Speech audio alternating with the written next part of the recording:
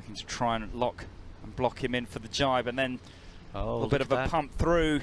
It's all very strategic sailing this. Wright trying to control Heine in off to that right-hand side, but Wright doesn't necessarily have the freedom to drive either. And you can see Ollie Tweedle there just jibing over. He thought now it's time to go for the positioning play for into the bottom mark there. So with that early jibe, it's going to allow him to have fresh air for longer on that jibe. The only problem he's got, he has to break the overlap or get clear ahead to be able to jibe around that final mark towards the finish. But it's going to be a battle here between these